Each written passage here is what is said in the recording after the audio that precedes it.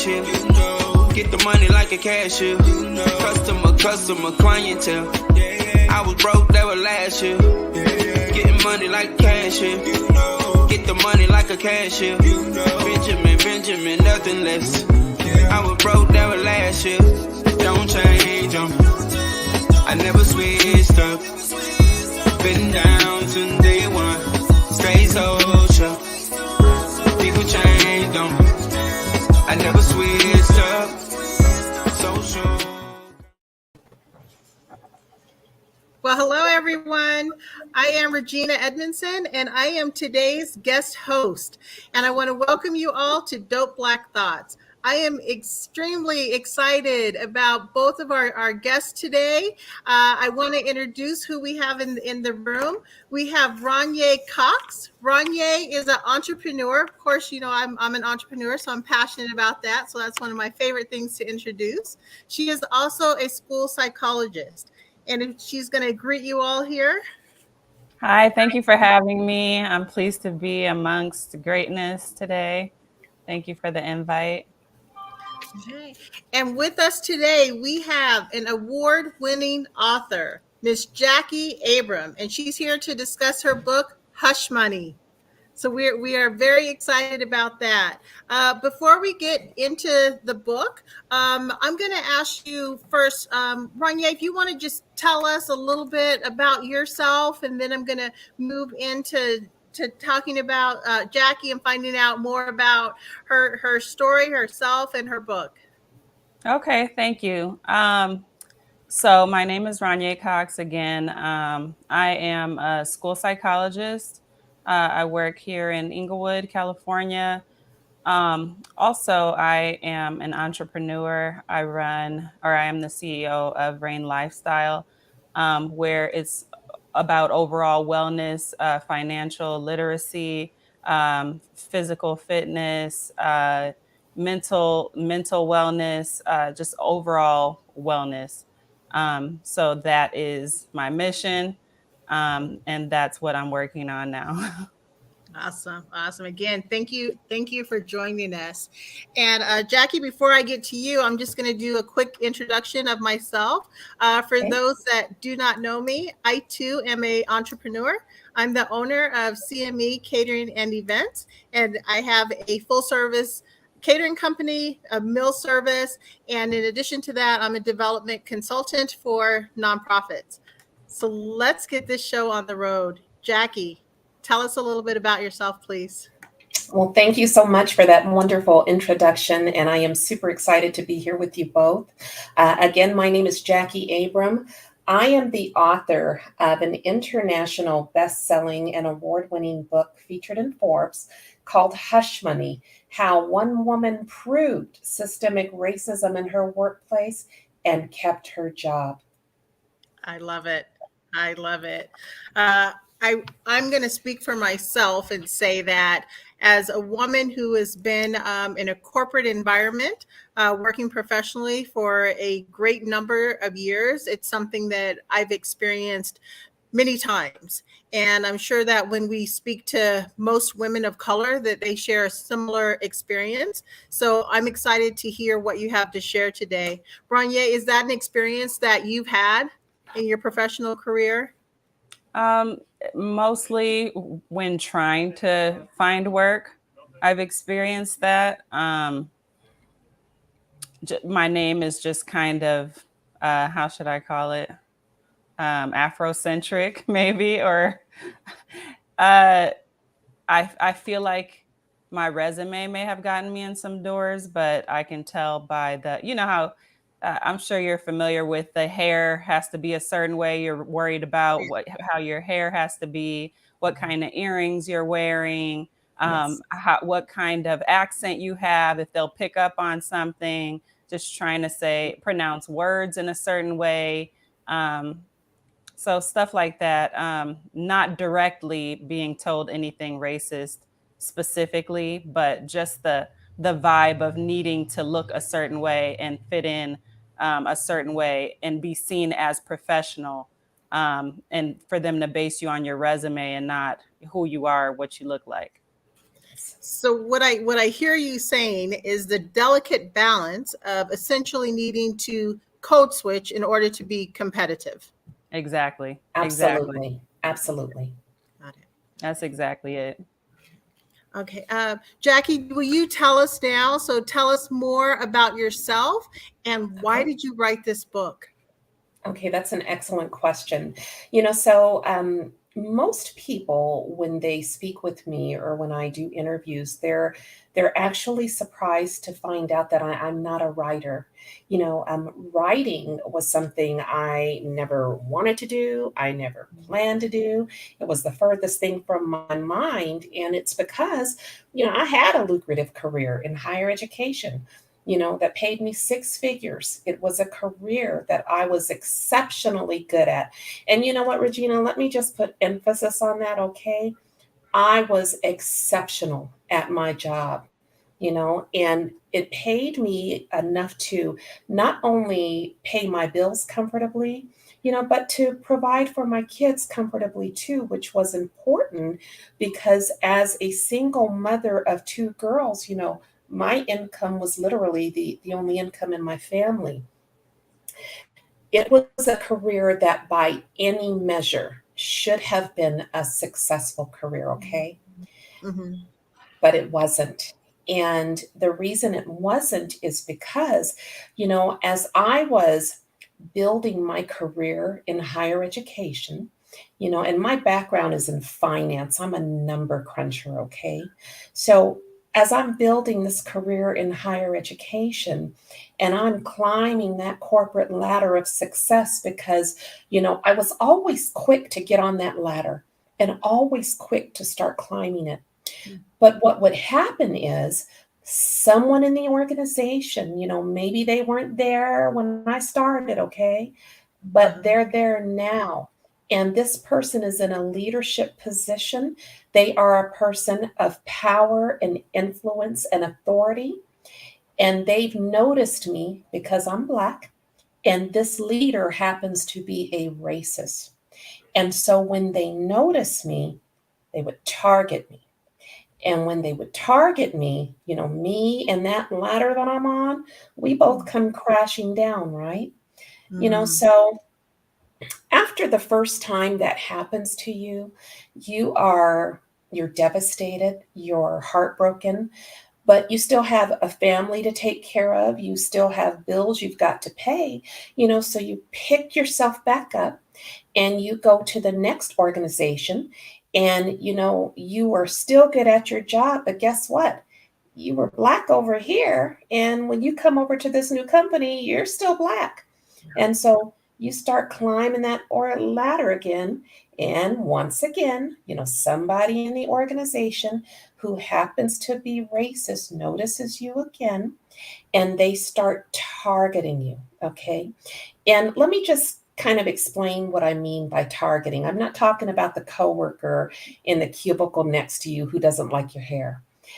I'm not talking about the colleague in the office across the way that doesn't like, the way that you dress.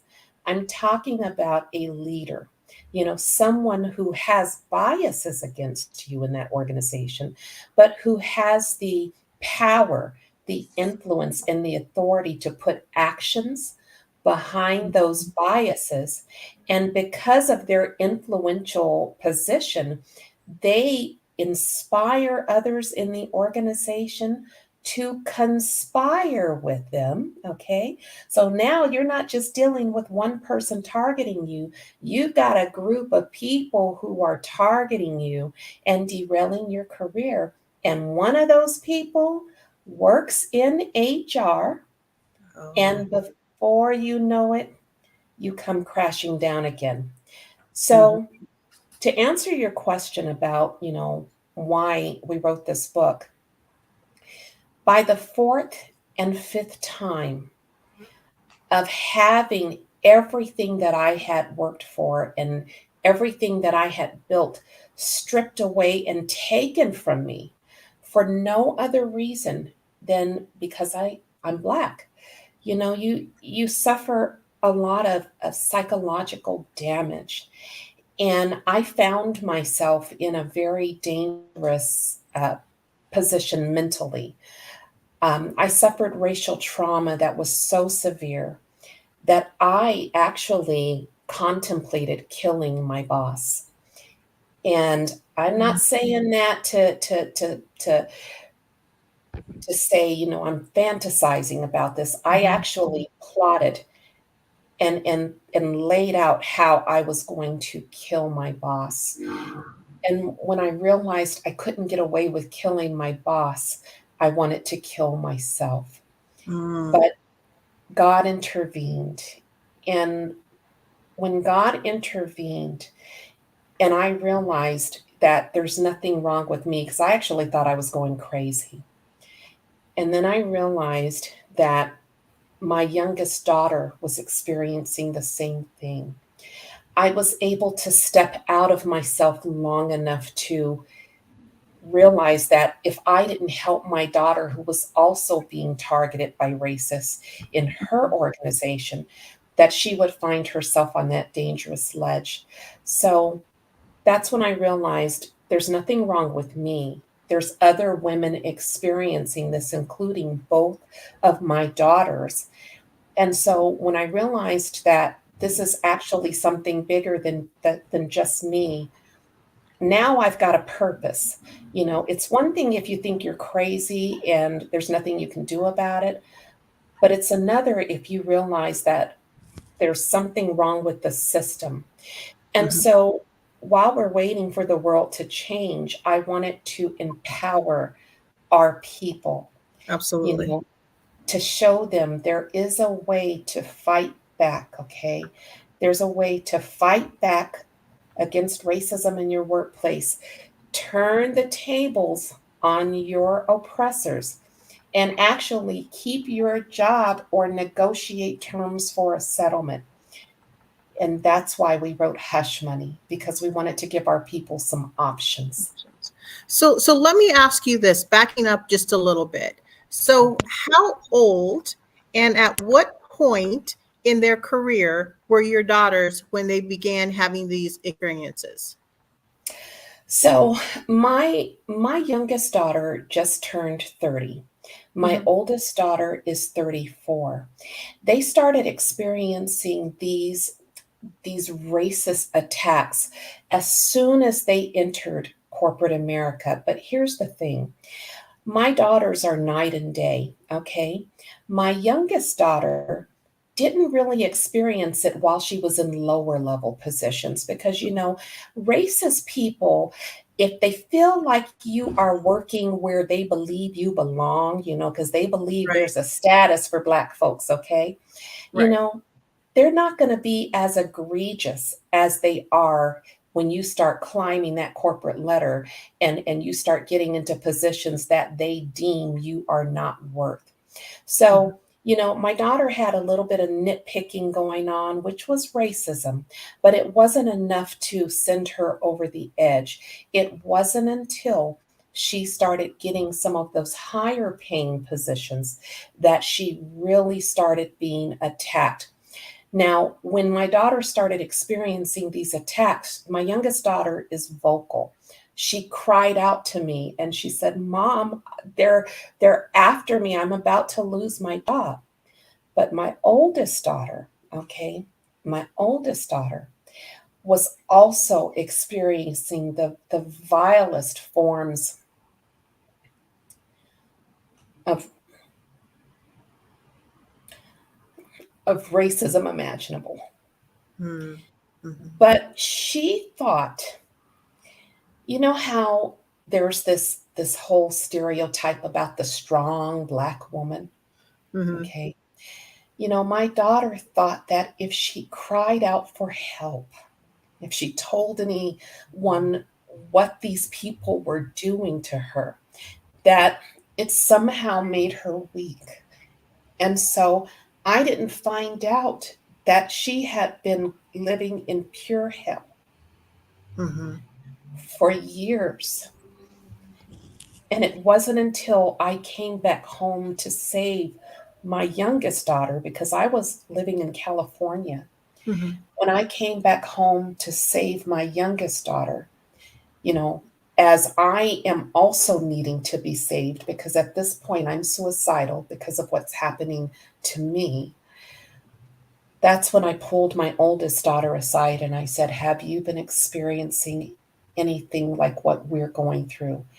And when I asked her that question point blank, she just broke down and just started crying. And that's when I found my strength and my courage. And that's when I reached out to folks in the community. I started interviewing all sorts of folks right there in Colorado Springs to find out, this can't be something that's just happening to me and my little family. There's got to be other people experiencing this. And so we talked to extended family. I started talking to friends and even strangers. And 95% of the Black folks that I talked to, they were experiencing the same thing. But, in all those stories, though, Regina, there was a woman, and she actually knew the right way to fight back against racism in the workplace.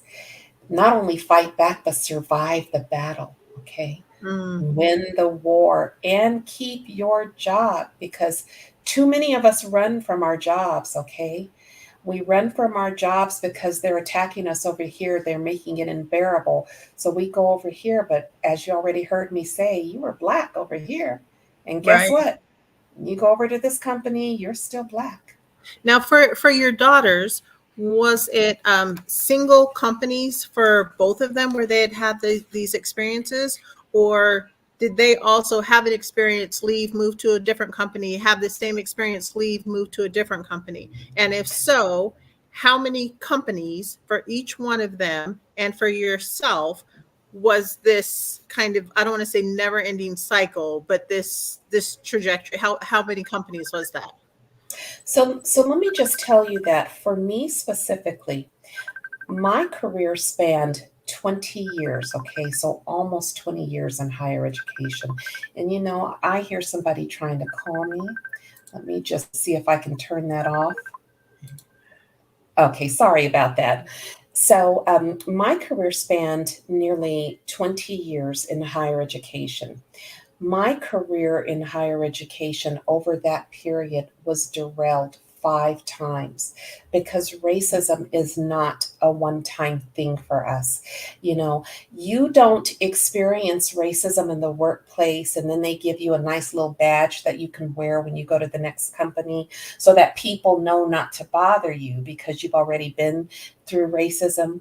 You don't get a little badge like that. So, in my case, no matter what company I went to, no matter how good I was at my job, I could only get so far before someone in the organization would notice me.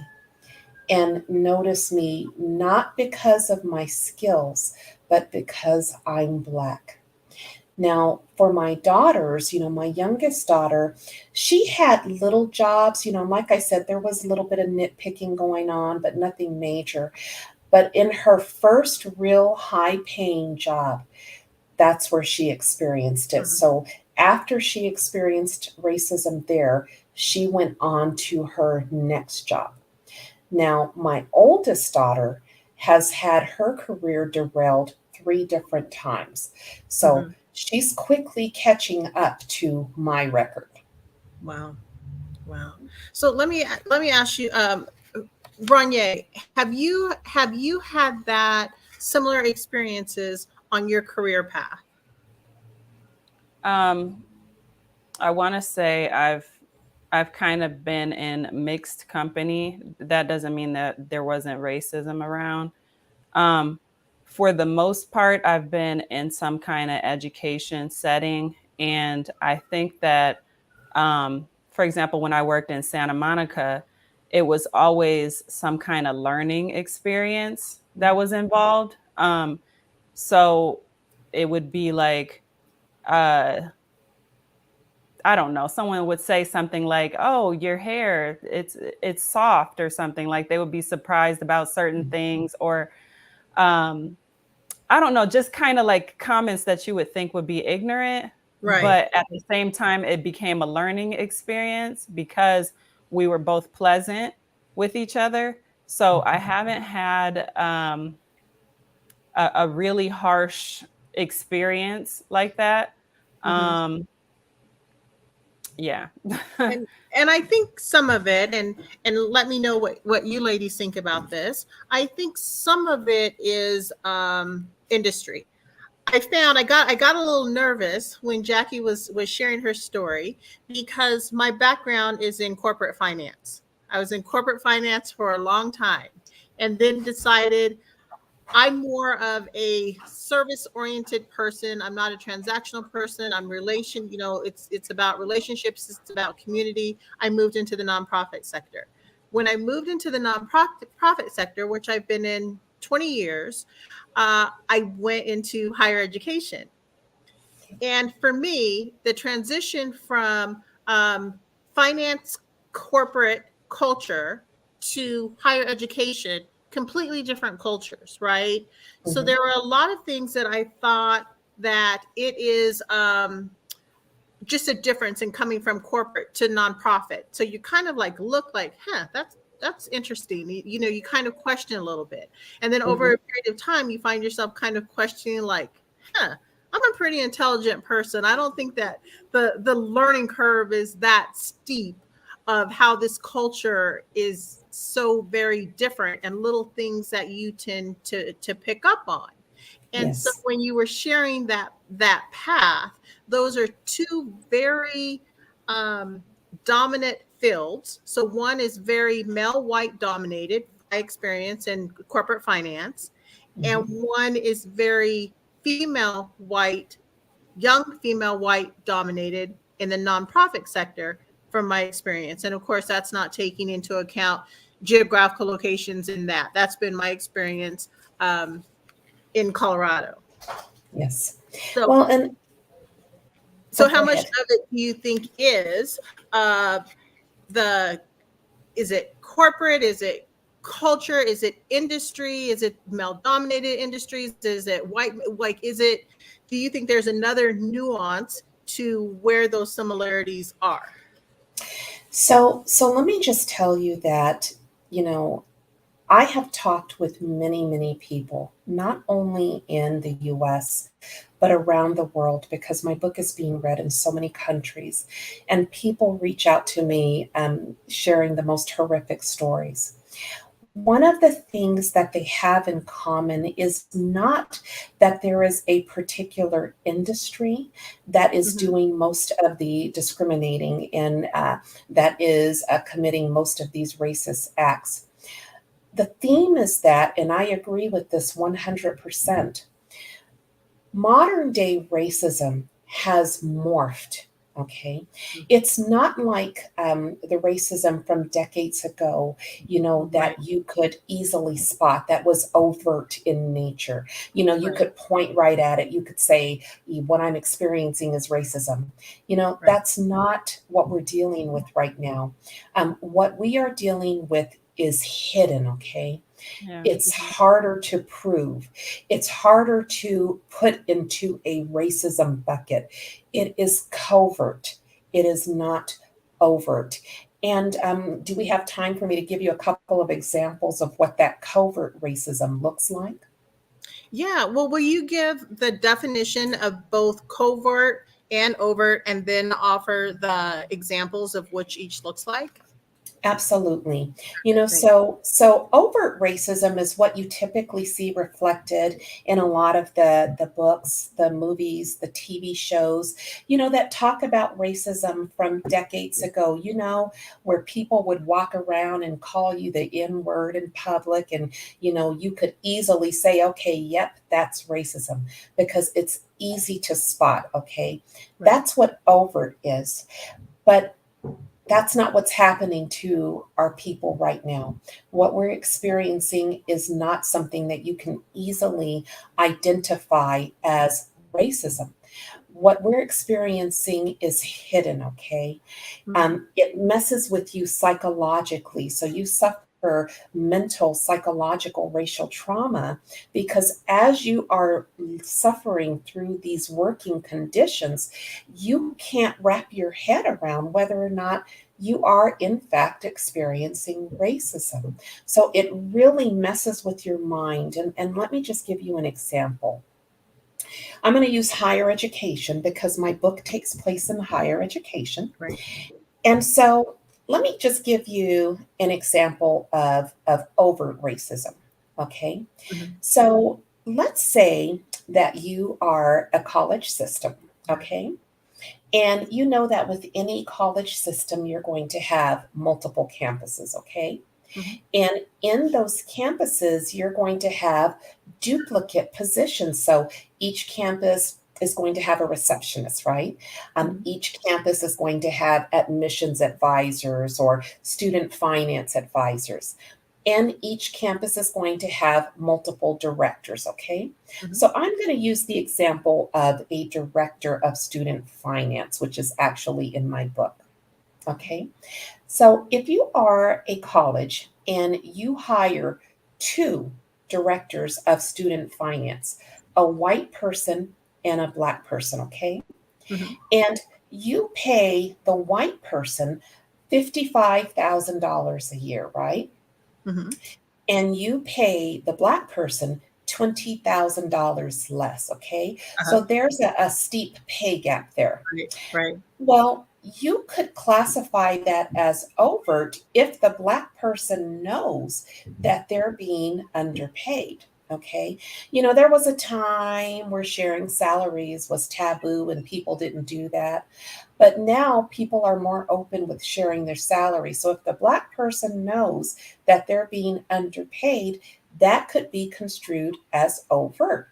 Okay. But regardless of how you classify that scenario, overt or covert, if the black person doesn't know, at the end of the day, if an investigation ensues, payroll records are going to clearly show that this person is being paid $20,000 less, right? Right.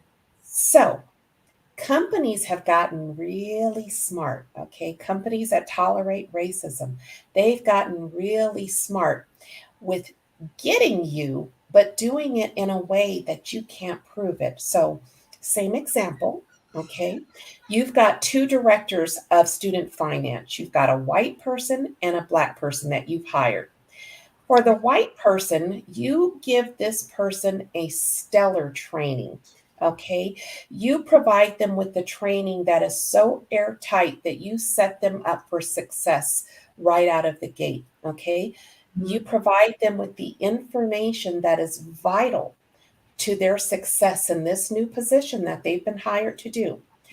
But not only do you give them the information that is vital to them performing this job successfully, you give them the right tools. Okay, let me tell you what I mean by tools. This white director that you've hired, they've got state-of-the-art, computer equipment. They've got two monitors that they can work from. They've got high-speed internet, so they can crank through their day because they've got this powerhouse computer. They've got high-speed internet. As they're printing their financial reports, they've got a printer right here where they can just grab those reports and keep on moving. So their productivity is high, right? So they've got the right information. They've got the tools they need to do this job, but they've also got resources, okay? Right. If they run into issues, there are resources. There are people that they can go to. There's guidance that they can have if they stumble along the way. But then they also have mentorship. The leadership team, the executive leadership team, and the senior leadership team is stacked full of leaders that look just like them, that can identify with who they are, that they can go to for mentorship and guidance and support. So this white director is set up for success right out of the gate. Now, the same person that trained the white person now has to go over here and train the black person. But guess what? They limit the information that they give that person. information they know is vital to their career. And not only do they limit the information, in my case, okay, in my career, not only do they limit the information they're giving you, but they give you the wrong information, okay, Mm-hmm. because they want you to make mistakes, okay? Mm-hmm. Now, not only are they giving you the wrong information or limiting the information they're giving you, they're limiting those tools. Remember this guy over here who's got high speed internet, fast computer printer? Your computer is as slow as dirt, okay? Your computer might as well be from the Stone Age because it is slow as dirt. And because it's so old, it can't keep up with the high speed internet. So it's Right. freezing all day long. Okay, it's freezing all day long. You are constantly rebooting your computer. You don't have two monitors to look through your report. So you're trying to work off of one monitor. Okay, while he's got two. You're Right. working on one monitor, your computer's freezing all day long, you don't have a printer in your office. So he can pick stuff off his printer right there. You have to go halfway across the campus to go get your print jobs. By the time you get there, they've been lost, they've been paper jammed, they've been stolen. So you are having difficulty and you can't perform at the level that he's performing. And so as you're making mistakes and your performance is not up to the level of this person in the same job, they're documenting that you're making mistakes and that you're not keeping up with your workload. They're comparing you to this person in the same job. You know something's happening to you. You're feeling some kind of way, but there are no resources available for you. And there's no one on the leadership team who understands what's happening to you because of all the leaders, you're it. You're the Black person. And they believe you're making excuses. And so, with all of these obstacles that have been put in your path, you are not able to keep up with this person. They're documenting that you're not able to keep up. They're documenting the mistakes that they've conditioned you to make. And Mm-hmm. this documentation is the justification they use to let you go. Now, to the outside world, looking down into this situation with the bird's eye view, this company looks like they're all about diversity. They're saying, we love Black people. We gave her a chance. It's not our fault she couldn't do the job. She was not the right fit, but we gave her a chance. Does that Mm-hmm. make sense? It does. It does. It does. So all of these things lead to, and you use this term when you say the racial trauma that you've suffered. Yes. So can you elaborate more on that? On what did the racial trauma that you suffered look like, or how do you define racial trauma in that context? So, when a person is experiencing racism in the workplace, there's typically three types of trauma that they suffer along the way. Because again, you're dealing with modern day racism.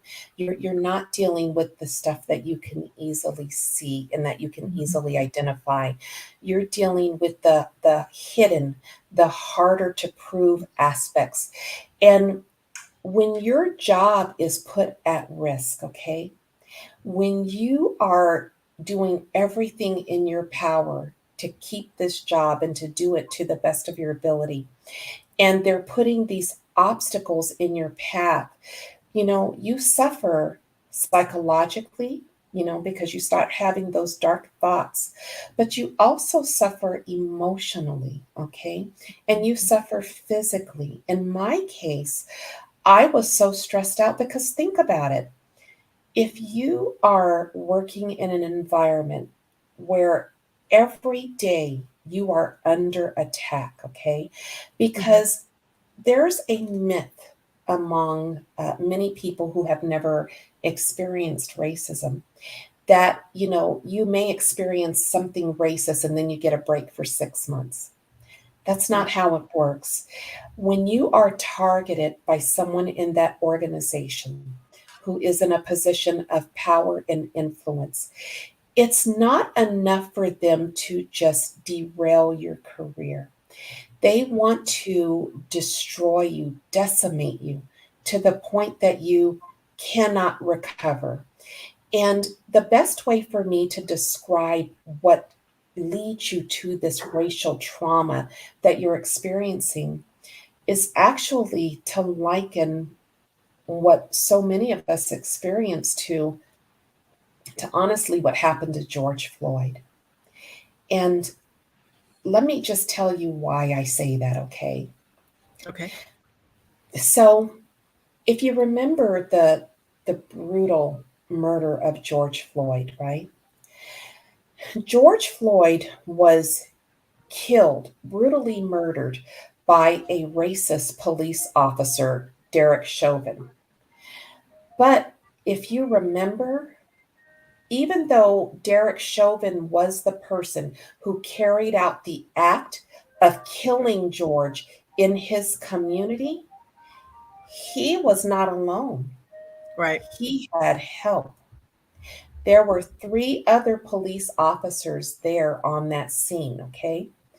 There was one person who was standing between this police officer as he is actively killing George and the allies, the observers who were on the sidewalk, people who were watching in horror, observing, knowing that it was wrong, but was afraid of this authority figure here and what might happen to them if they intervene. So they see what's happening to George, but all they can do is cry out in horror as he actively kills him, right? Right.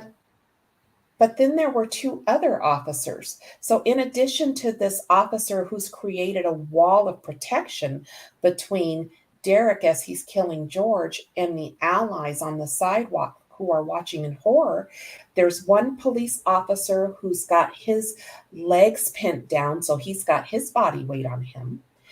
There's another police officer who's got his knee in George's back, so his body weight's on him. And then you have Derek Chauvin, who's got his knee on George's neck, and his body weight's on him. So George has the body weight of three full grown men holding him down, rendering him completely powerless and helpless to defend himself as he is being killed in his community. So, the reason I bring this up is because of the four officers who were on the scene that day, Derek Chauvin was the leader. He was the most senior officer on that scene. He was the person of the four who had the power and the influence and the senior authority. So when he led, the rest of them followed, even though some of them knew that what was happening was wrong, okay? Now, if you take that scenario where they kill us in our community and you move it to the workplace, okay? You are a Black person. You are working in this organization. You are doing your job to the best of your ability, okay? Mm-hmm. And then someone in that organization, like I said, maybe they weren't there when you started, but they're there now and they've noticed you, okay? And they begin to target you, okay? Well, this racist person who is a leader, they are a person of power and influence, just like Derek Chauvin was. When they target you because of their authority in this organization, they do what Derek Chauvin did. They inspire others in the organization to conspire against you. And now you've got people who are all working together to set you up, change your work, okay, give you tasks that they know you cannot complete. And they're all working together to kill your career in the workplace, just like they kill us in our community.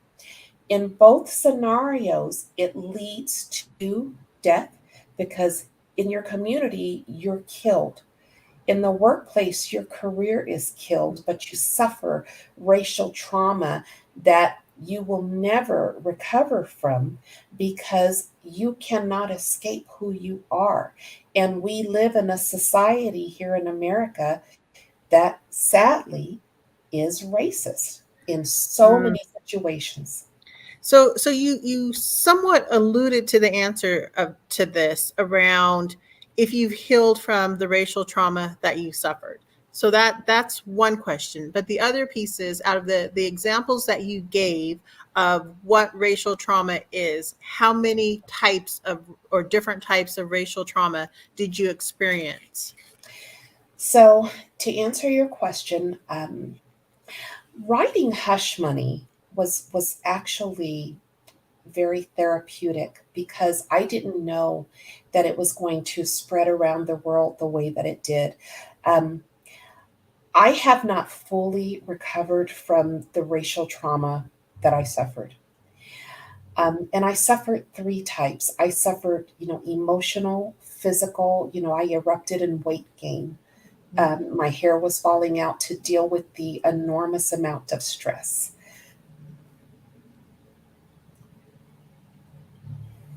It's okay. That I was under Yeah. as I tried desperately to keep my job. Yeah. But I can tell you that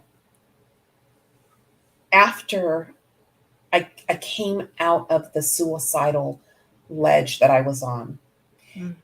and I wrote Hush Money with my two daughters, and I couldn't get a publisher. I couldn't get a publisher. A literary agent said no one was interested in hearing about racism in the workplace. So we self-published. It cost us a total investment of $22 to self-publish this book. Okay. Uh-huh. I paid $22 to have this cover made. And then we uploaded it to Amazon. And 7 months later, after taking this book and driving around in Colorado Springs with my book in the trunks of the car and selling it at parks and pop-up shops in Colorado Springs, 7 months later, it was being read in dozens of countries. It was an international best-selling and award-winning book featured in Forbes, #1 on Goodreads and best eye-opening African-American women's fiction, #1 Amazon bestseller, #1 on Goodreads for, best social issues novels to improve your awareness on racism. It was #3 in best African American Christian fiction.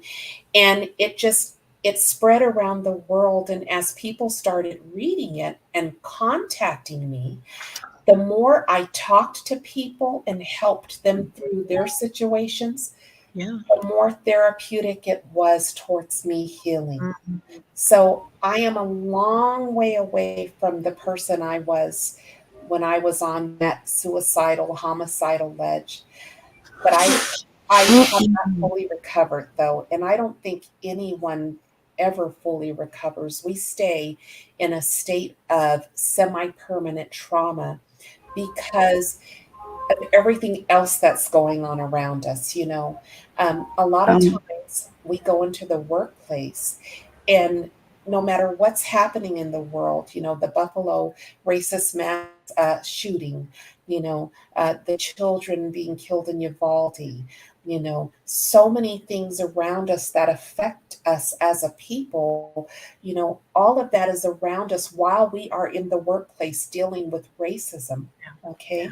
And so you don't have a safe space in a lot of organizations where you can talk about what's happening. You have to put on a fake smile and go into work as if everything is fine when you're watching George Floyd be murdered on national TV, or you're watching Ahmaud Arbery, be hunted like an animal by racists. May I add something really quickly? So Yeah. I'm glad we turned this conversation into a point of healing, because I think it's important that we get to the healing part. Like there's a certain amount of time that there's time to mourn what we went through.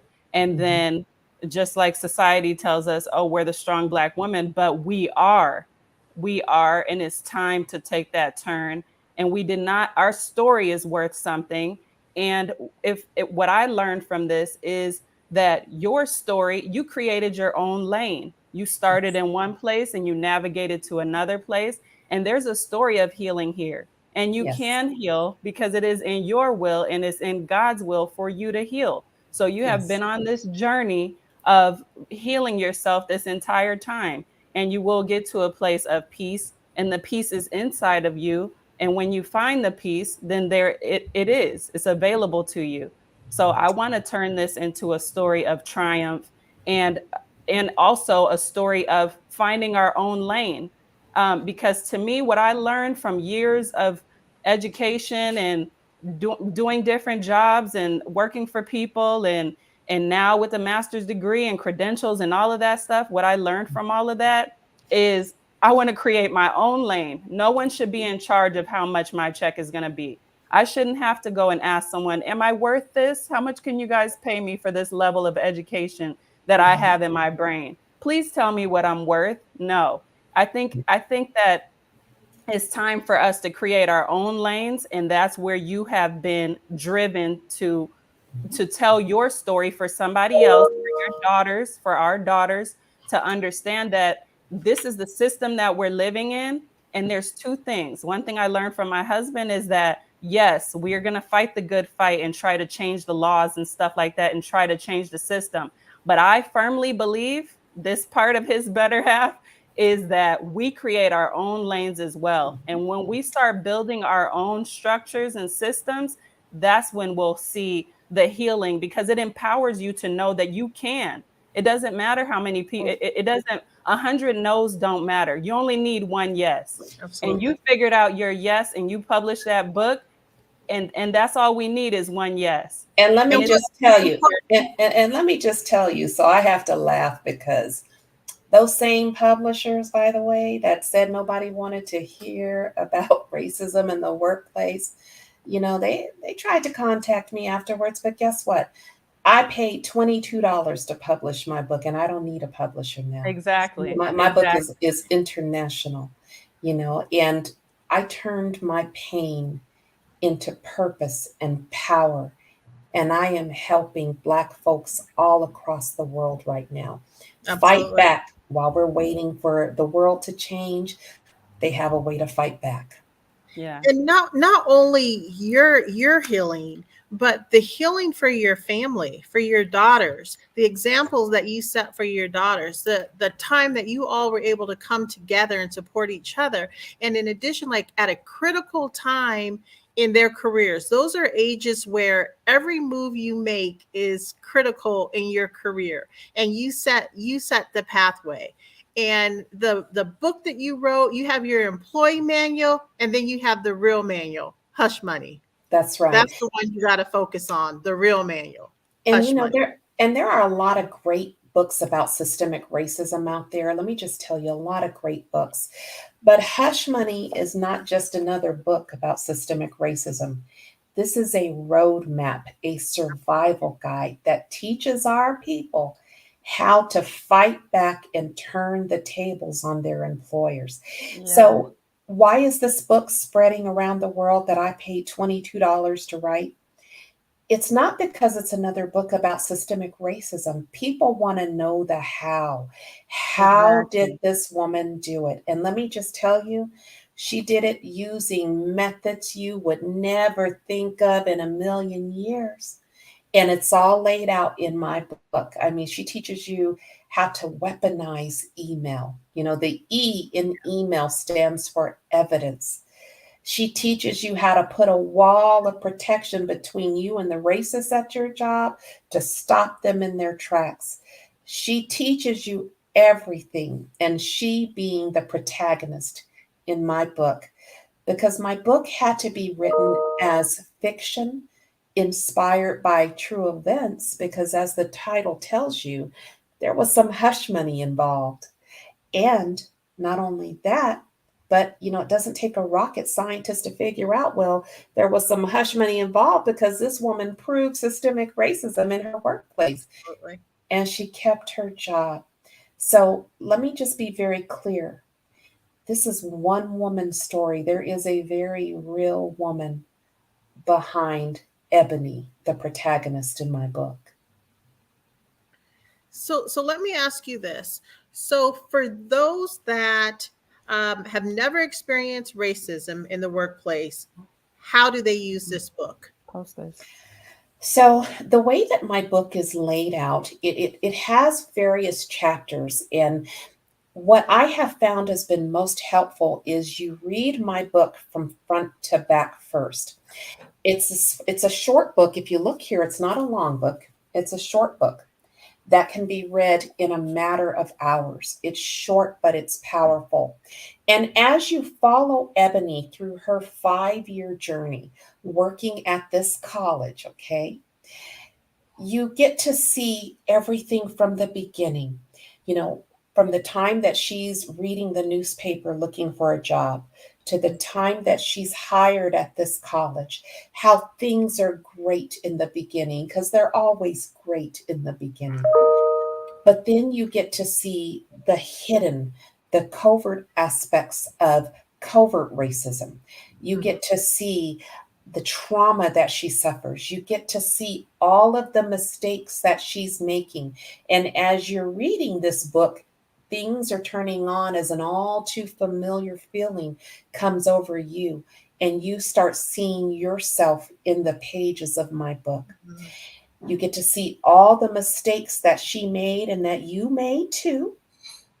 But then you get to see what she does when she starts learning from her mistakes, and she starts getting things right.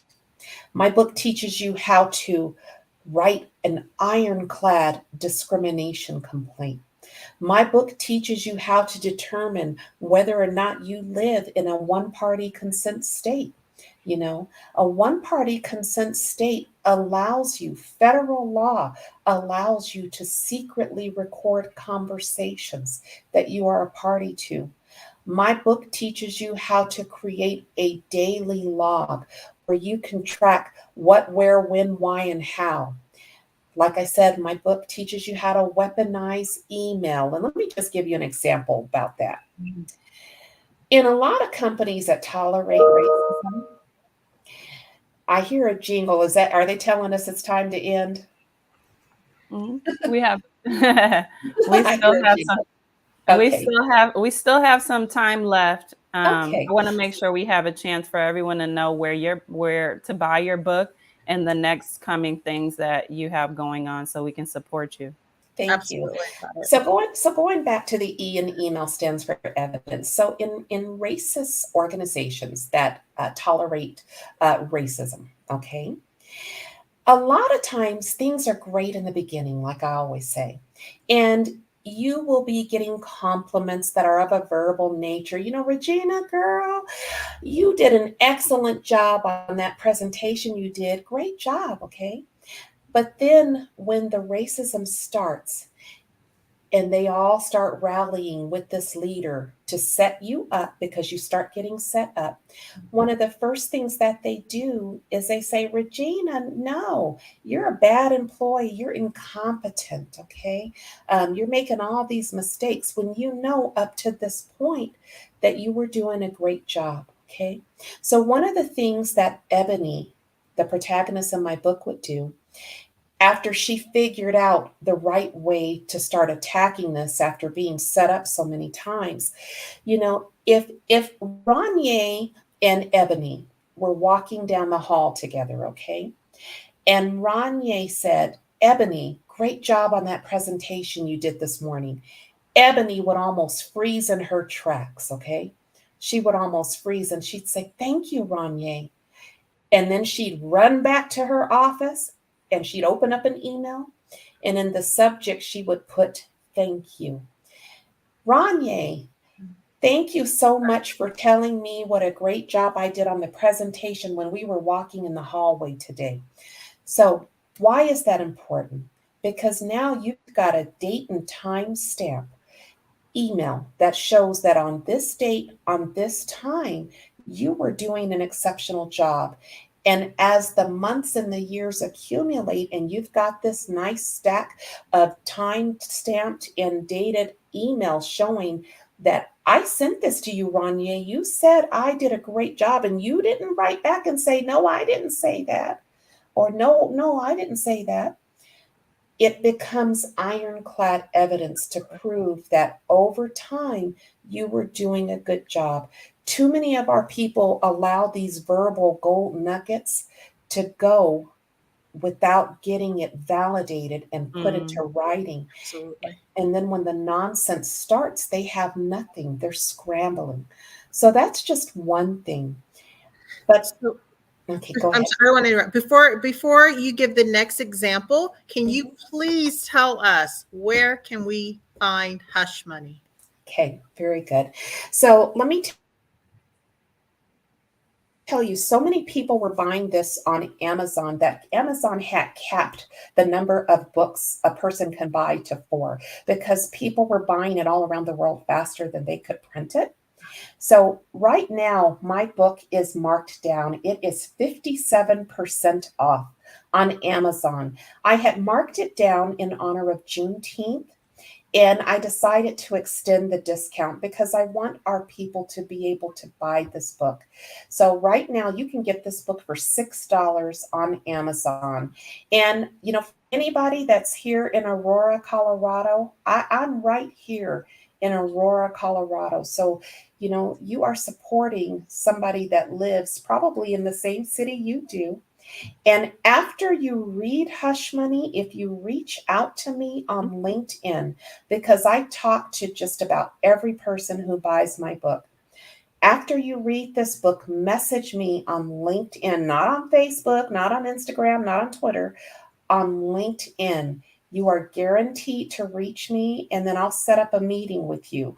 If you live in Aurora, maybe we'll do lunch, or we'll do a Zoom meeting. But I will set up a meeting, and we'll talk through what you learned in my book. Now, the other thing I want to tell you is you heard me say earlier that racism is not a one-time thing for us.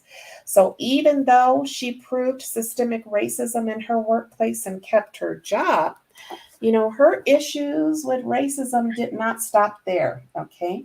The sequel to Hush Money is also on sale right now. So I think the sale may have ended this morning, but it's also available on Amazon. And this book picks up exactly where book 1 ended to tell the rest of this explosive, provocative, captivating story. Because as you both know, as Black women, racism is not the only ism we deal with in the workplace. We've got sexism, we've got narcissism, we got some colorism, we've got it all.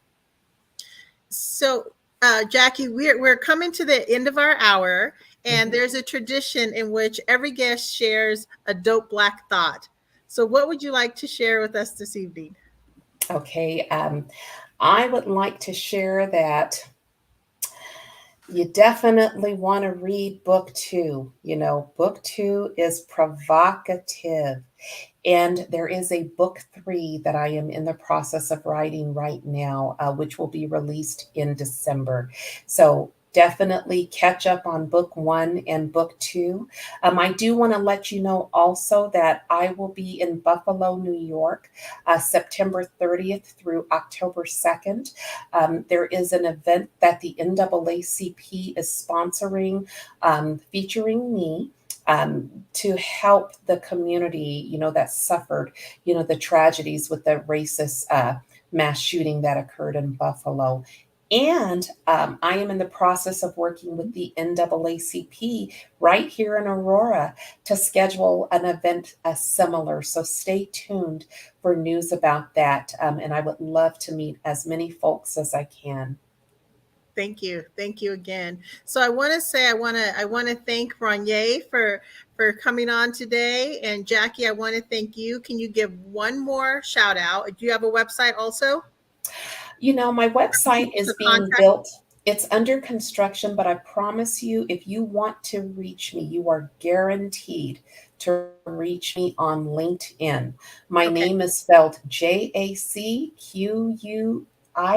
so Jackie Abram, Abram. You know, find me. I'm the only Jackie Abram on LinkedIn. Perfect. Okay. So get Hush Money. It's available on Amazon. Go to LinkedIn to find Jackie. And thank you for joining us this evening, and for all of our special thanks to our Dope Black Thought followers, listeners. Enjoy your evening, and we look forward to seeing you next time. Thank you. Thank you, guys. Thank you. Thank you. Thank you.